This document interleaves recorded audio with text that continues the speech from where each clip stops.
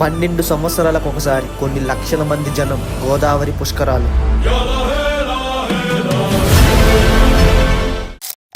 ఇండియాలో చాలా పండుగలు అయితే ఉంటాయి, కానీ ఒక పండుగ అయితే ఉంటుంది. ఒక దేవుడి కోసం కాదు, ఒక మనిషి కోసం కాదు, ఒక నది కోసం. అదే గోదావరి పుష్కరాలు. పుష్కరాలు అంటే జస్ట్ స్నానం మాత్రమే కాదు, అది ఒక కాస్మిక్ టైమింగ్. 12 సంవత్సరాలకు ఒకసారి గురుగ్రహం ఒక రాశిలో ప్రవేశించగా ఈ పుష్కరాలు జరుగుతాయి. గోదావరికి అది ఒక సింహరాశి పుష్కరం. ఈ గోదావరిని దక్షిణ గంగా అని పిలుస్తారు. ఇది ఒక రివర్ మాత్రమే కాదు, ఒక తల్లి లాంటిది. కొన్ని లక్షల మందికి జీవనాన్ని ఇస్తుంది, కొన్ని కోట్ల మందికి భోజనాన్ని ఇస్తుంది. పురాణాల ప్రకారం పుష్కర అనే దేవుడు ఈ రివర్స్ లో నివసిస్తాడనేది నమ్మకం. ఆయన ప్రెజెన్స్ టైంలో ఈ గోదావరిలో ఉన్న వాటర్ ఎక్స్ట్రా పవిత్రం అవుతుందని విశ్వాసం. ఈ పుష్కరాల్లో క్యాష్ లేదు, పేదాదానికి అనేది లేదు. గోదావరి ముందు అందరూ ఒకటే. పుష్కరాలంటే కేవలం భక్తి మాత్రమే కాదు, ఊరికి economy Boost. Street vendor, shops, హరికథలు, ప్రవచనాలు ఇవన్నీ కల్చర్ ని రివైవ్ చేస్తాయి. గోదావరి పుష్కరాలంటే ఒక రిలీజియన్ కాదు, ఒక రొటీన్ కాదు, ఒక రిమైండర్.